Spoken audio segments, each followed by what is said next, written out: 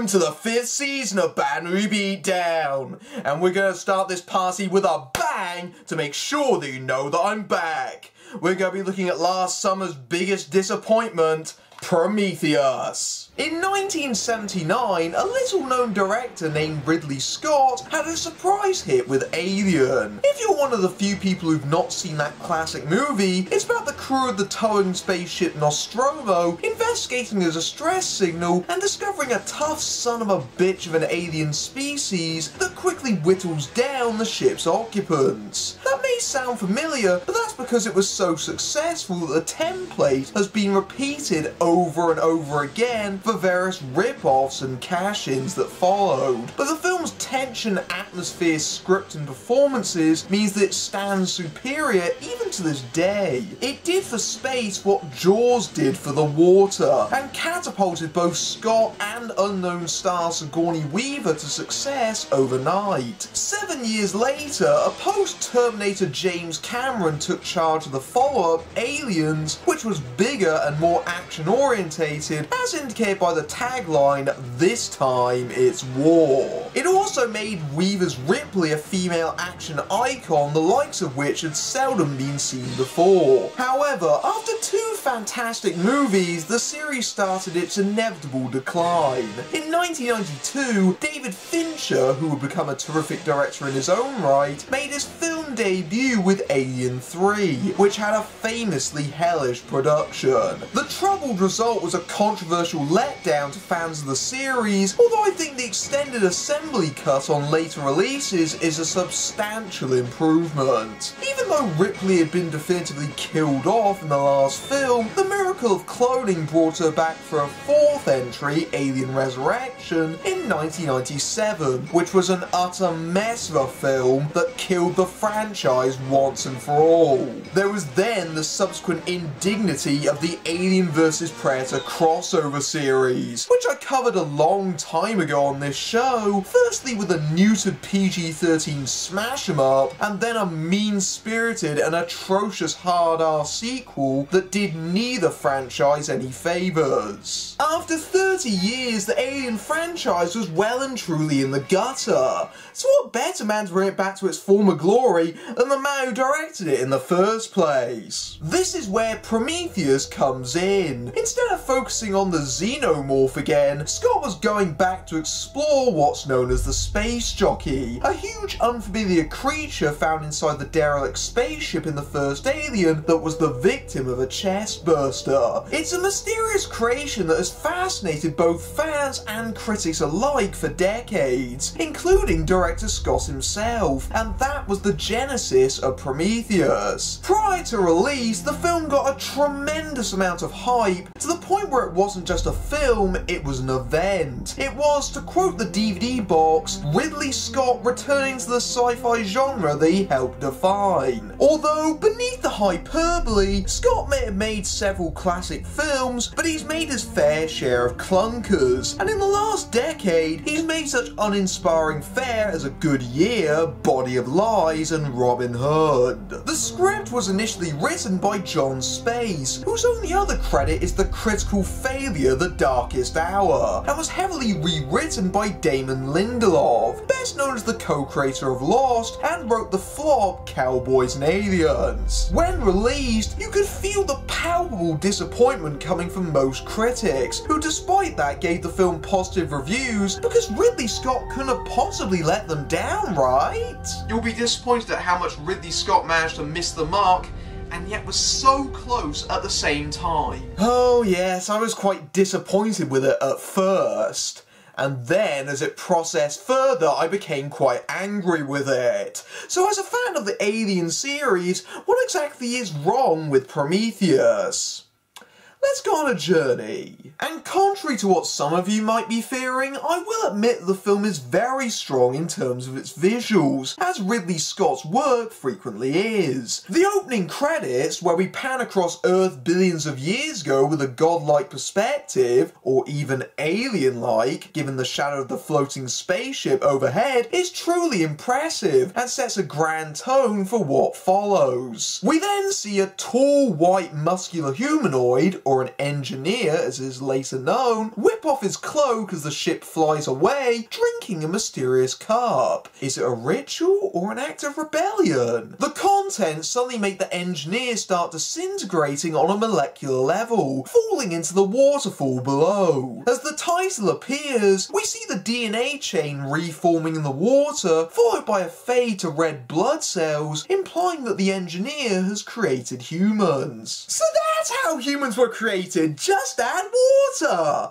Seriously though, leaving aside the fact this completely ignores evolution, and it's allowed to because it is a sci-fi film, I'd actually argue the film peaks here. In the first 5 minutes, we discover who the space jockeys are, how humans were created, and the titular Prometheus. Got any further questions? Well, sorry, because the next 2 hours are characters trying to reach this exact point. I guess we're gonna have to leave those for the sequel. We leap ahead to the year 2093, where the exploratory vessel Prometheus is travelling through space. While the rest of the crew are in cryosleep, it's here where we first meet David, played by Michael Fassbender, the ship's robot who takes care of it during their slumber. David's the closest the film gets to a fully realised character, as we see in a humanising sequence of trying to keep himself occupied, such as by learning languages back to their roots, studying Lawrence of Arabia and copying the mannered speaking and style of his hero, and most sinisterly, watching the crew's dreams to establish plot points. It could have very easily been a pale imitation of Ian Holmes' Ash or Lance Henriksen's Bishop,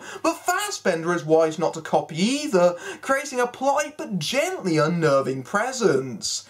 It's also noticeable that David is the character that gets the most time to himself, and the most subtle characterisation as a result, and I think that's why he's the standout figure of the film. This earliest part of the film is also the closest to the spirit of Alien, whilst being noticeably different. It's extremely atmospheric, claustrophobic, and lonely. Unfortunately, that's disrupted when the ship gets close to its destination, waking up the other crew members who puncture the mood by spouting bad dialogue. Milburn, biology. Nice to meet you.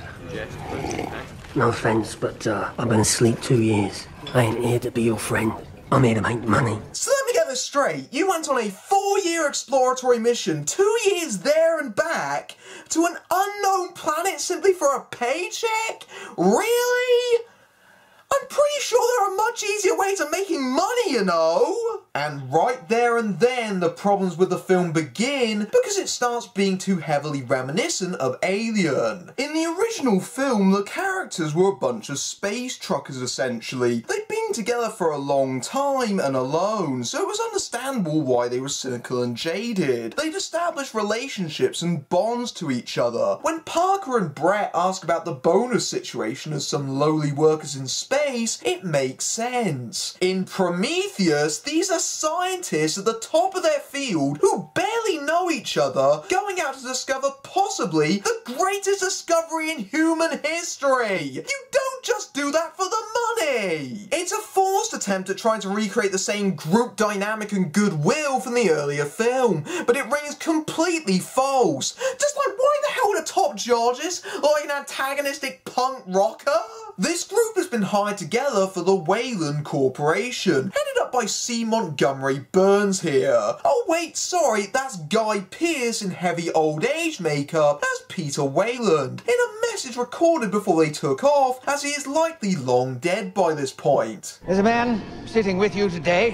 His name is David. He is the closest thing to a son I will ever have. Unfortunately, he is not human. He will never grow old, he will never die. Yet he is unable to appreciate these remarkable gifts. For that would require the one thing that David will never have, a soul. Wow, nice and tactful, Mr. Weyland. I mean, it's not like you sat in the same room listening to your blatantly on-the-nose dialogue. Maybe you care to elaborate further.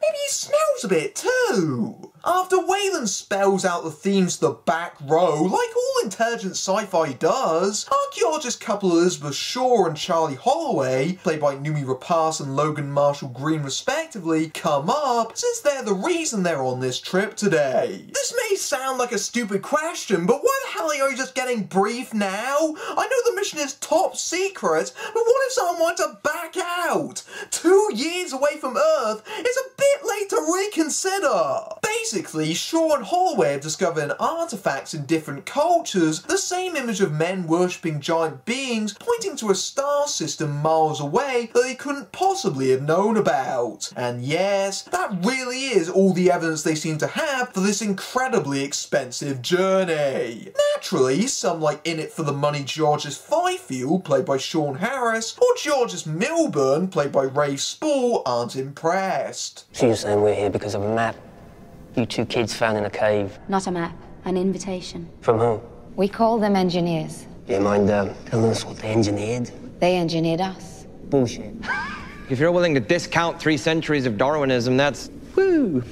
But how do you know? I don't, but it's what I choose to believe. Right, yeah, and I could choose to believe that chocolate shreddies are going to rain down from the sky tomorrow. But you know what? It probably won't. And you certainly don't waste endless amounts of time, money, and resources on an extremely thin theory that any old crackpot could have dreamt up.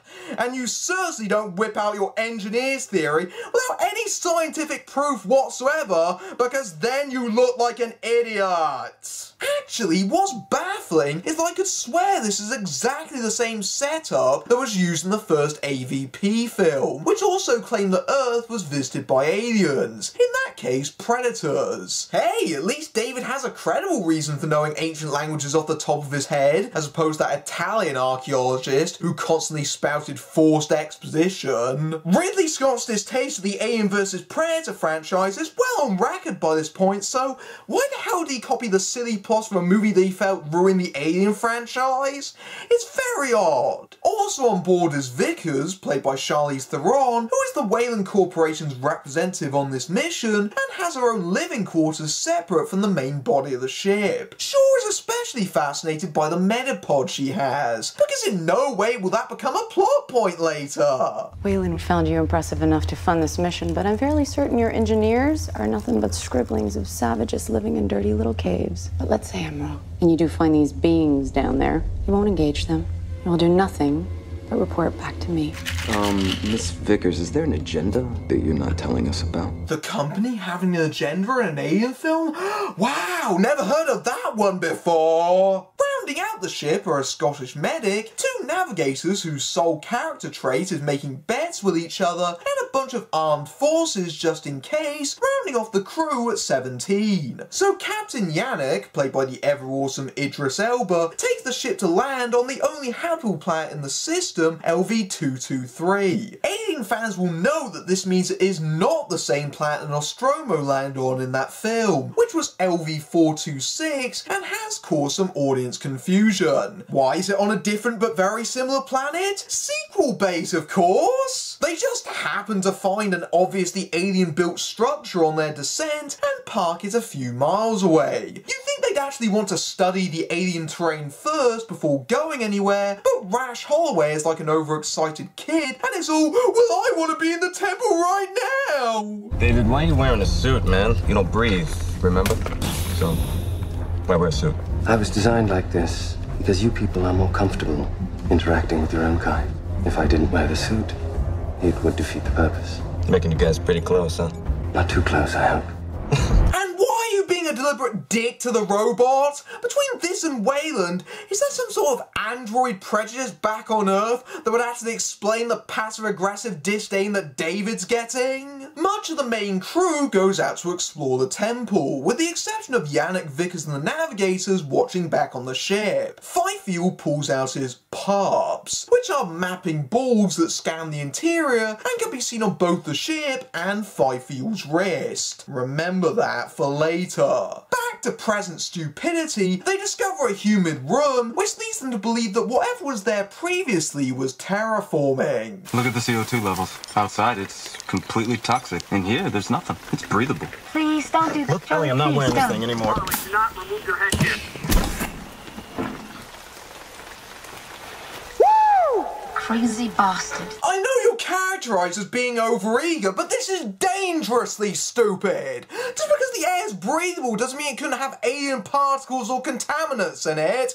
Oh, I'm sorry, I'm being too much of a skeptic. We've come this far in blind faith, so why stop now? Oh, and everyone else follows suit, because why the hell not? Later, David uses his linguistics to activate a recorded hologram, showing engineers in their spacesuits running in terror from something unseen, concluding with one of them tripping over and being decapitated by the door, the fossilised body still remaining, proving Shaw and Holloway's theory. No, I'm out of here.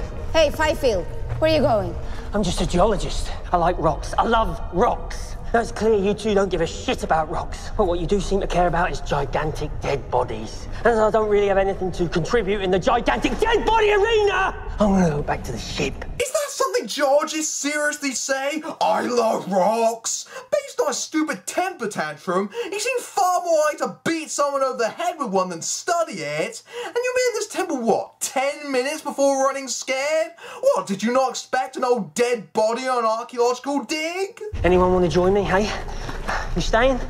No, ship's good. So now the biologist is going to leave? Surely that's his field of expertise right there. I think he'd be fascinated by an alien body, alive or dead. What is there to even be afraid of right now? I think it's safe to assume it's not a zombie. And now David is the one who's eager, opening the sealed door without knowing what's behind it, revealing something similar to the original egg room. Inside are rows upon rows of thin vases, beneath a towering, foreboding stone head. Speaking of heads, the other part of the decapitated engineer is also there. They even find a fanboy-pleasing xenomorph shrine, which makes no sense later on, but never mind. Considering what's in the room, it's very odd that the engineers chose to run into it. It appears their very presence in the room disturbs it, as the vases start leaking black goo. The decision to depart is well timed, since there's a storm heading their way, and they take the head, while David takes a vase for a completely tension-destroying action sequence as they try and race back to the ship. But that's not the stupidest thing that happens, because Shaw bumps her buggy and races back to get the dropped head, getting caught in the storm, and Holloway rushes out as the door closes like a twit, trying to save her. After yet another sequence where they nearly get themselves killed, David, you know, the robot that we have for such events, rescues the both of them. Didn't Yannick describe this storm as having enough static to fry their suits? So how are they still alive? In fact, how have they even made it this far, since they clearly have the survival instincts of lemmings? And then Yannick points out there's no sign of Milburn and Fifield. No, really? The two dumbasses have managed to get themselves lost and are going to have to stay there for the night. How did that happen? How did he manage to miss the broadcast from the captain telling them all to leave? Not to mention that Fifield not only brought the mapping dogs in the first place, but he has a map on his wrist. And even if that failed, why didn't he call up the captain, who has a full-scale map on the bridge with everyone's positions on it? This is asinine and nonsensical. Back on the ship, they start investigating the head further, which includes removing the helmet to reveal the engineer underneath. However, when they notice the head appears to be mutating, they throw scientific protocol right out the sodding window. Can you run a stem line into the locus ceruleus? I think we can trick the nervous system into thinking it's still alive. 30 amps. Let me make an incision. Yep, see? Go up another 10. Maybe it's a little bit too much. I'm trying, it's not been down. Go down. Contain it, now! This is not how scientists act! They make theories and hypotheses. They're extremely careful and thorough and don't do anything unless they're sure. Not, hey, let's run a battery in it and play Frankenstein! Oh, congratulations, you fucking idiots! You just took humanity's most important find ever and blew it up like a frog in a biology classroom! See, this is what happens when the ship's medic, an archaeologist, tries to do the biologist's job. Luckily, they still have scrapings of brain matter to work with, thank goodness, which they use to examine the DNA structure and turns out to be a perfect match for human DNA. Okay, movie, just so you know, their DNA can't be a perfect match for humans because we're not bright white and 8 feet tall. We share a lot of DNA with monkeys, for instance, but not 100%. We see David using the dream device to talk to someone. Ooh, I wonder who this could possibly be. I mean, it's so mysterious I couldn't possibly figure it out. He then investigates the vase and its moist content, getting a drop of the black goo on his finger before paying a visit to Holloway, who has got himself completely drunk. Why, you ask? I'm very sorry that your engineers are all gone, Dr. Holloway. You think we wasted our time coming here, don't you?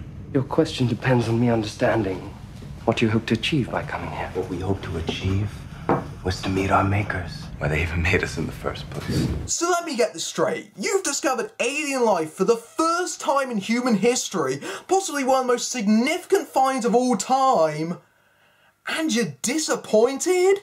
Oh, I'm so sad I didn't get to talk to them. Shut up, you whiny, selfish, entitled asshole. It was a pipe dream. It had no basis in reality. Not to mention you've only been on this planet, what, less than a day? Did you expect the answers to be handed to you on a silver platter? Why do you think your people made me? We made you because we could. Can you imagine how disappointing it would be for you to hear the same thing from your creator? I guess it's a good thing you can't be disappointed, huh? Wow, you get more likeable by the second, Holloway. No sign of tact or remorse, and completely oblivious to the irony. And why do you keep treating David like he doesn't have thoughts and feelings of his own, when it's blatantly clear that he does? He's certainly smarter and more empathetic than you, prick. David slyly asks how far Holloway would go for answers, to which he replies that he would do anything, not entirely understanding David's intentions. David spikes Holloway's drink with his goo-tipped finger, and it's completely understandable why he makes him a guinea pig, given he was such an ass. Holloway continues his sad sack routine when he visits his girlfriend, until she informs him of her discovery, which leads to yet more well-chosen words from her lover. But here's what we do know, is that there is nothing special about the creation of life. I mean, all you need is a dash of DNA and half a brain, right? I can't create life. What does that say about me? I love the way I just awkwardly ram that into the dialogue, which had to completely twist the meaning of the conversation. I mean, it's a key piece of character info, and something that we should have been introduced to nice and early. Instead, we're getting it nearly an hour into the film, in a way which blatantly says, this is a plot point. However, Holloway manages to make a strong recovery, and they start to have sex. Back with our dynamic duo, they've managed to stumble on a whole pile of engineers frozen in their struggle to get through a door. And as if they weren't unnerved enough, Jeunet calls up with this. Elba, 5 Prometheus. What is your position? We are at 7401477. Why? Just got a ping. About 1 click west of you. Whatever that probe is picking up, it's not dead. Reading life form. Is it moving? No, it just disappeared, actually. Must be a glitch. What do you mean, a glitch? All right, boys. Sleep tight. He's just watched their feed showing a mound of dead alien bodies, and then tells them they might be trapped with a living alien life form, which has mysteriously disappeared, and then wishes them a good night? The hell? I know Janet's a relaxed captain, but does he even care about the safety and sanity of his crew? Vickers comes in, and evidently 2 years in cryosleep makes people incredibly horny. If you want to get laid, you really don't have to pretend to be interested in the pyramid scam. Hey, Vickers. I was wondering, are you a robot? My room. 10 minutes. What a fantastic captain! He goes for a booty call in space, despite the fact that he has 2 crew members trapped in the pyramid with goodness knows what in there. But hey, at least he has Charlize Theron as a fuck buddy now. So Milburn and Fifield wisely go in the opposite direction of the ping, and have decided to take residence in the vase room, which is now absolutely full of black goo on the floor by this point, and the same room they ran away from earlier. Last time I checked, they only took the head, not the body that scared away these two numbnuts in the first place. And what the hell is it about this room that makes them think it'll be a good place to sleep? It's like every action these supposedly intelligent characters make just gets stupider and stupider. Oh, and Fifield's tampered with his oxygen supply to get high, or accidentally poison himself, whichever one comes first. Earlier in the film, some worms were seen getting into the goo. Now they've reappeared, having mutated into penis snakes. Oh, correction, penis snakes that open up into vaginas. I know the Alien films have been noted for their somewhat unnervingly sexual creature designs, but this is slipping into self-parody here. Come here. It's okay. Hey, baby. What the hell was it about that thing that made you think it was your friend? The fact that it looked like a vagina? The fact that it resembled a snake, which generally aren't considered to be particularly pleasant on Earth in the first place? I mean, I know you're a curious biologist, but generally I think that means you know when something is trying to kill you. Fifield tries to cut off the snake, but it has acid for blood like its ancestors that eats through Fifield's helmet, causing him to fall into the black goo, whilst the head regrows, gets into Milburn's suit, and into his throat. And absolutely no one on Prometheus saw it. It's funny how the first two to die were the ones who talked about evolution, and then proved it by becoming Darwin Awards contenders. Unfortunately, half the ship at this present moment seems too busy bonking each other, including possibly the navigators.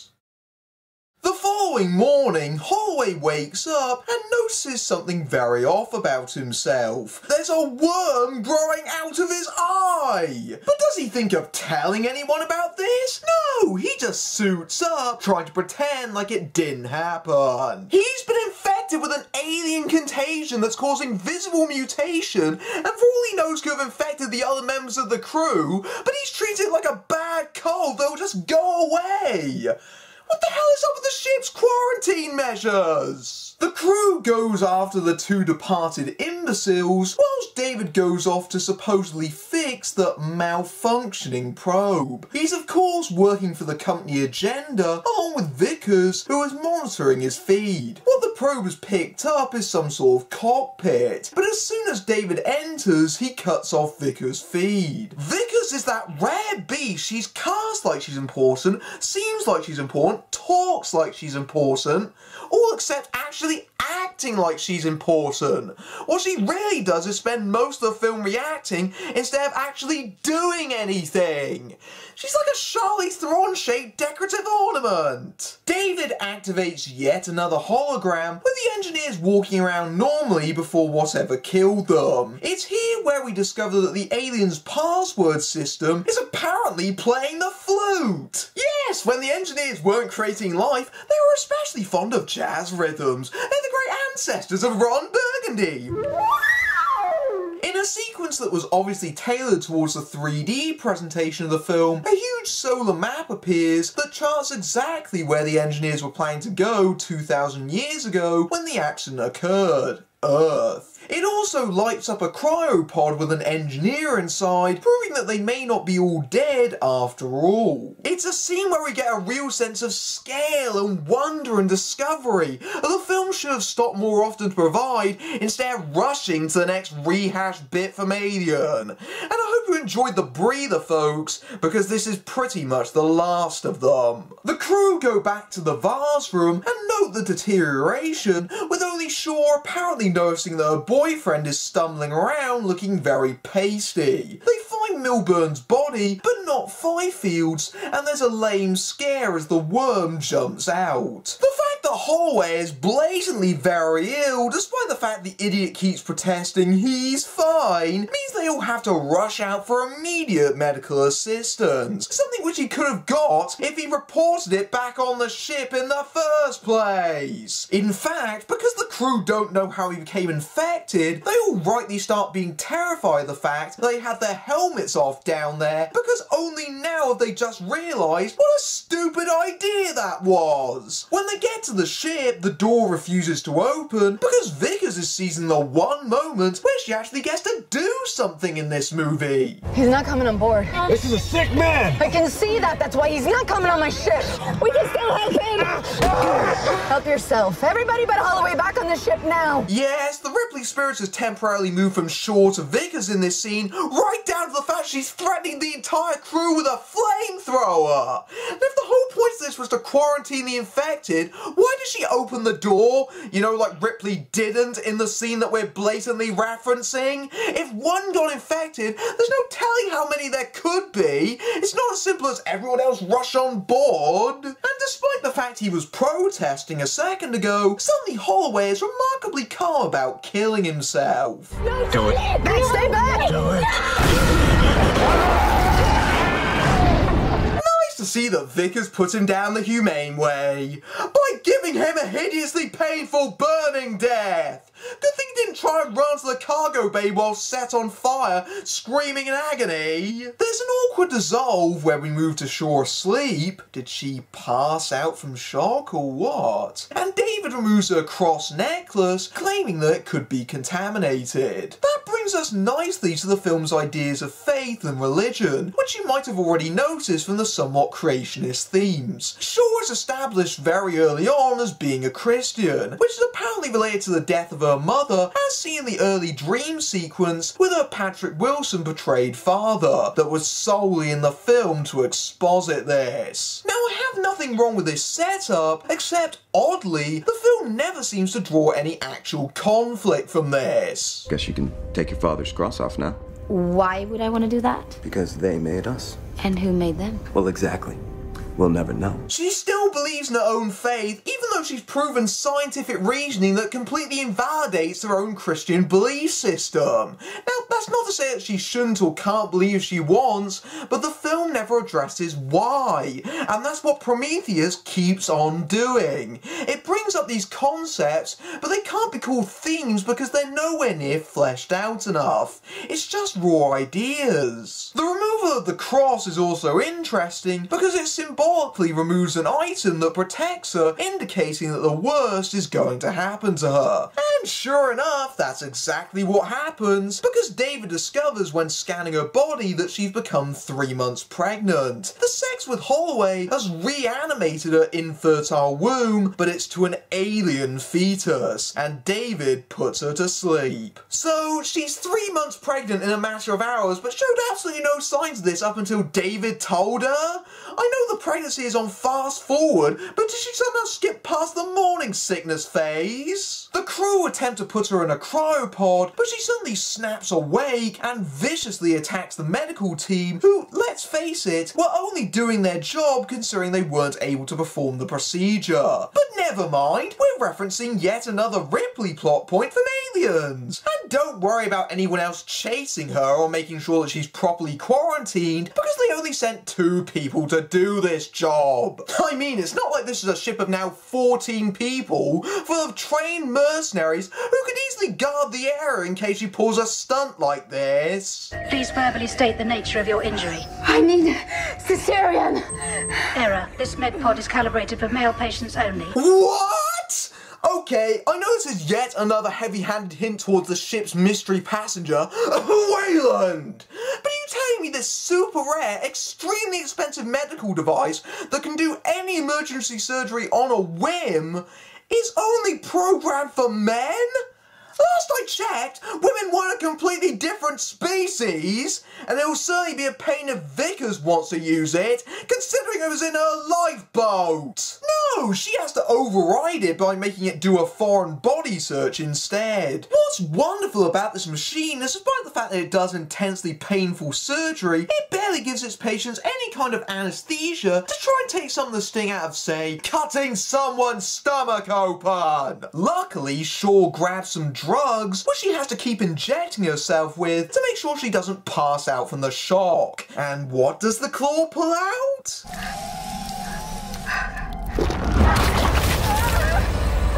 Congratulations, Reg. It's a squid. This is easily the film's most memorable sequence, and in some respects a clever reimagining of the chest burster, but there's also ludicrous attempts at being visceral, like Shaw ripping out the umbilical cord, or that the device doesn't even bother to clean or stitch together the gaping wound, but just staples it back together. It's like the filmmakers consciously decided to completely ignore any medical knowledge whatsoever to make it more intense. Take the staples thing, for instance. If she squirted herself with a load of magical healing goo, then it wouldn't have mattered because it's clearly fantastical.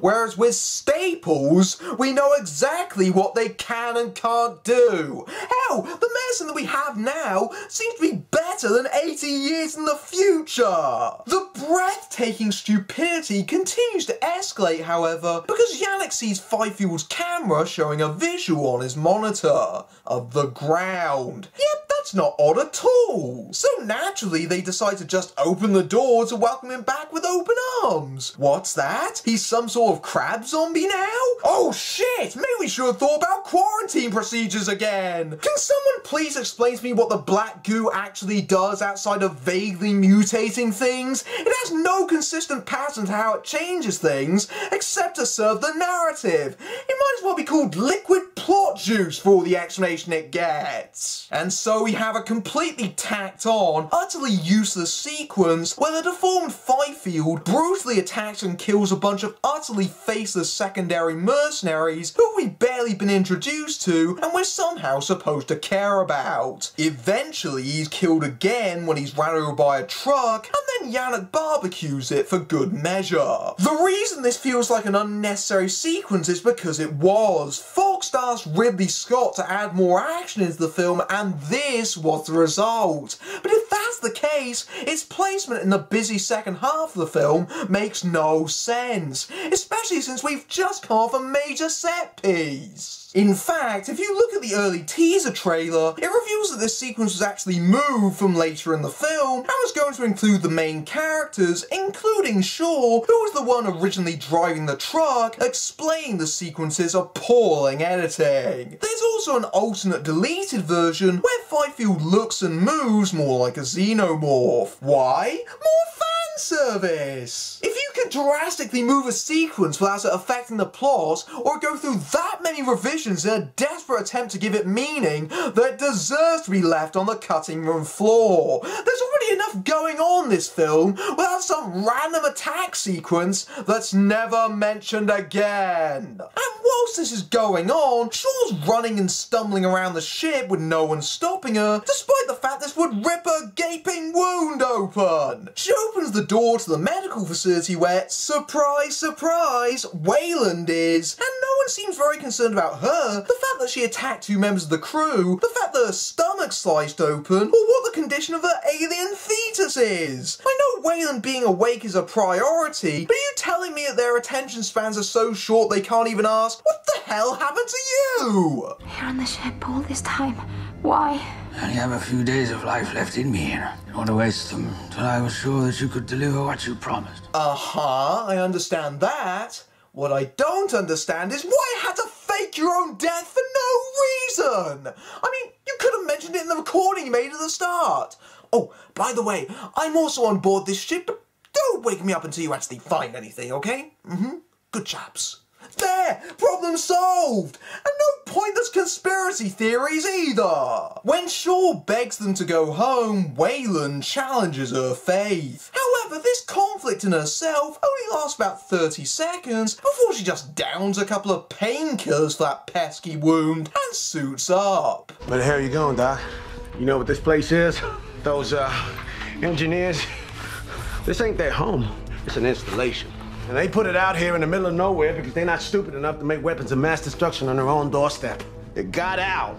It turned on them. The end. Of course, Yannick is right when he says this. But how the hell does he know that? That's a lot of wild guesswork going on there for something he's pulled straight out of his arse. And in the final film, he did. However, there was a lengthy deleted scene where he discusses with Vickers how he once visited a military facility after it lost control, which is what this scene was supposed to be referencing, and makes his assumptions more rational. But they dropped it for pacing. And that's the real issue with the film. There's precious few scenes where the crew of Prometheus actually sit down and talk. You look at Alien, and at every development the characters talk, plan, and think about their options, trying to comprehend the escalating horror around them. On the other hand, the crew of Prometheus, a group of scientists and explorers you'll remember, see a bunch of weird shit, have a load of crew members die and or get hideously mutated, and yet never seem to bat an eyelid at it, let alone discuss what their next plans are.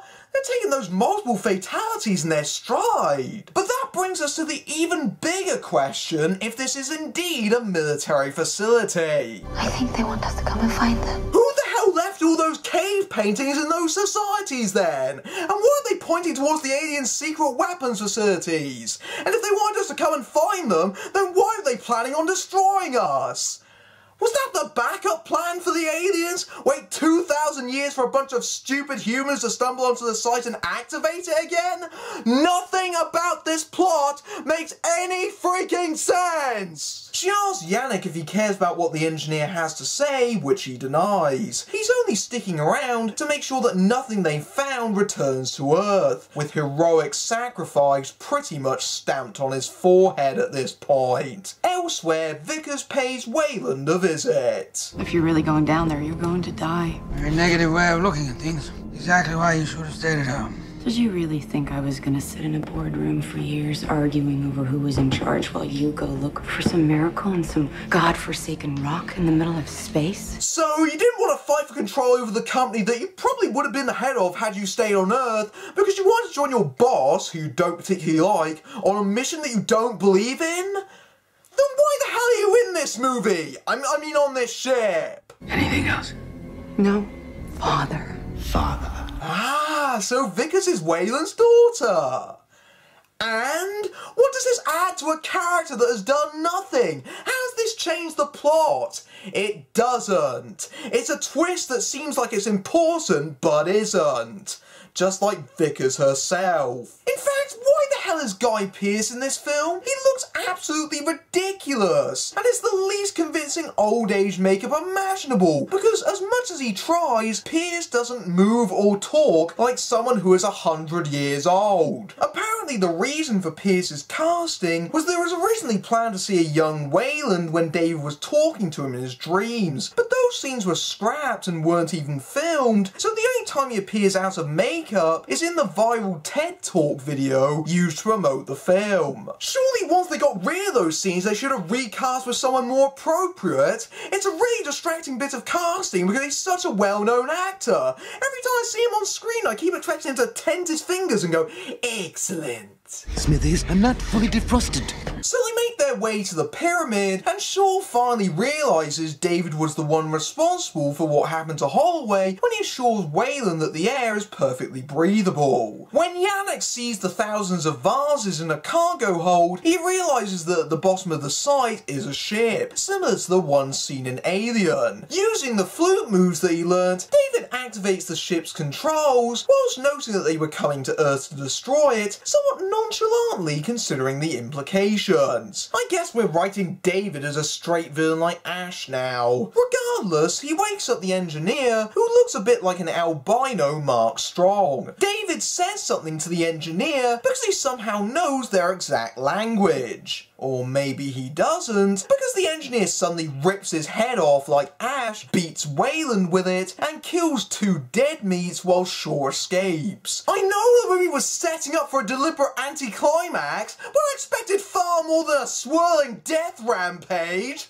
After all the talk of how advanced this race is, he acts like a caveman. Must destroy puny humans. Crush, kill, destroy. And on that note, Wayland passes away from his injuries. What is the point of including important characters like this and then not doing anything with them? Everything in this film is underdeveloped. It's also where we get the big reveal of the space jockey taking shape as the engineer takes his place in the giant navigator, revealing that all it was a spacesuit all along. How underwhelming. It's also worth noting that in comparison to the jockey in Alien, it appears positively puny. In that film, it was absolutely immense and towered over the humans, whereas here it seems like half the size, and that's being charitable. The reason the space jockey was so fascinating in the first place was because it was huge, and it barely seemed comprehensible to our own understanding.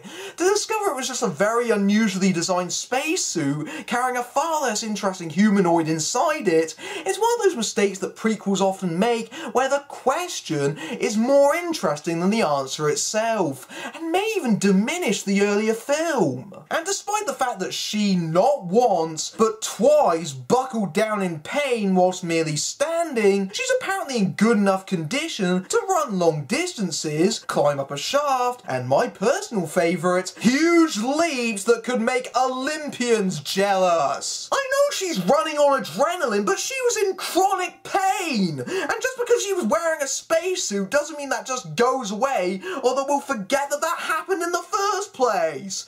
Basic continuity, let alone logic, is going straight out the window. Shaw insists that Jeunet has to destroy the engineer's ship before it reaches Earth, even though it's not armed for that sort of thing. Despite Vickers' protests, Jeunet decides that he's going to ram it and gives her a minute to get to the escape pod as he detaches her living quarters with 2 years of spare air from Prometheus. Meanwhile, the bromantic navigators are weirdly cool about instantly deciding to sacrifice their lives. As for any remaining mercenaries, the movies forgot about them, so I guess they have no say in the matter. Vickers gets out just before the ships collide, and Prometheus blows up into a million pieces. The two morons on the ground gulp at the falling engineer's ship before suddenly realising, oh shit, that's about to fall on us, and start running in the Battle of the Ripley clothes.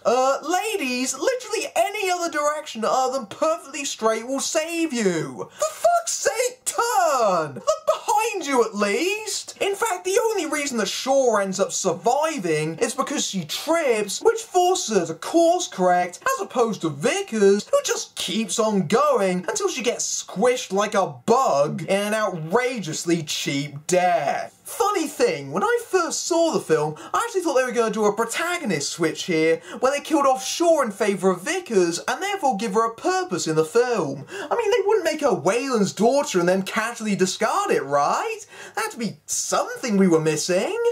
Well, unfortunately, that's the thing with Prometheus. It really is just that simple. But no, this sequence still isn't over, because now the ship starts to fall vertically, putting an exhausted Shaw in danger yet again, who simply does her best Vickers impression and nearly gets crushed herself if it wasn't for a large rock which just holds it above her. Deus Ex Machina much. She only has 2 minutes of oxygen left in her suit, so she rushes to Vickers' quarters. Once inside, she investigates the trashed lifeboat, including the Metapod area, where the squid has apparently grown to enormous size. So let me get this straight. There is a giant, rapidly growing alien squid trapped inside Vickers' living quarters, and absolutely no one noticed! Not even Vickers, who apparently never even ventured in there afterwards.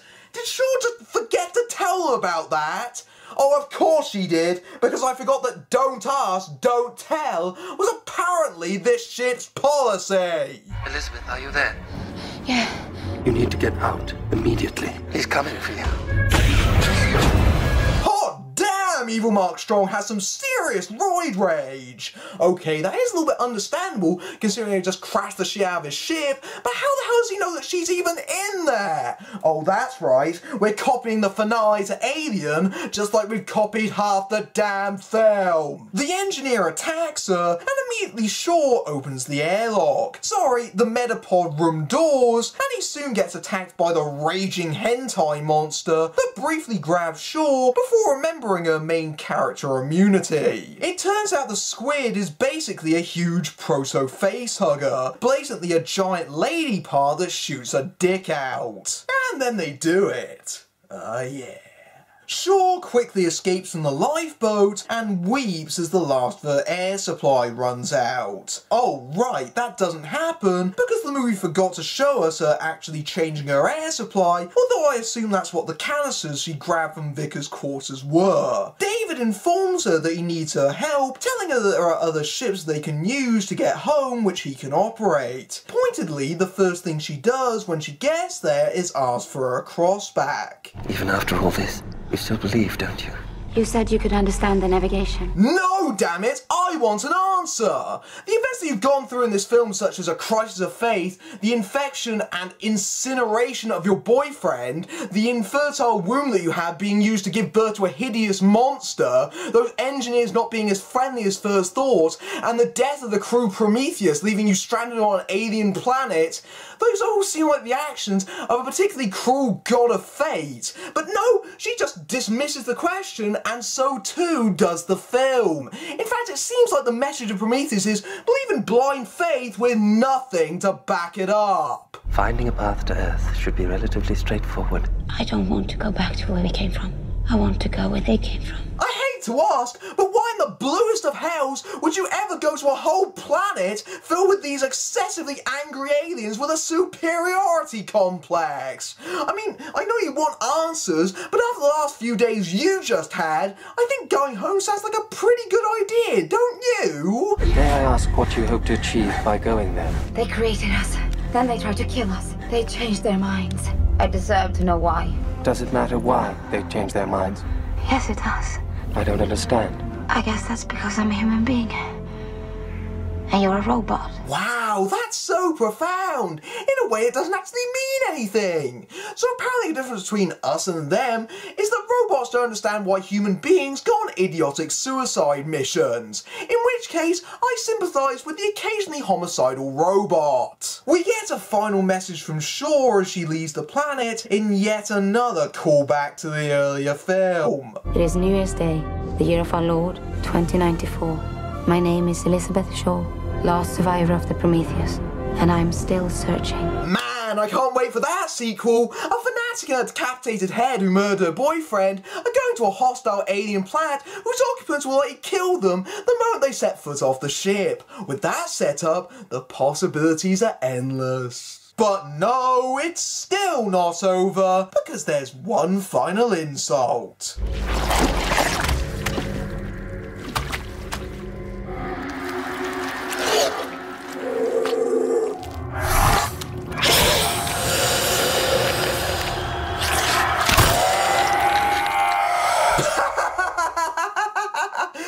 Jutting jaw just turned the horror of that image into utter hilarity. And why do we have to have a proto-xenomorph at the end of this movie anyway?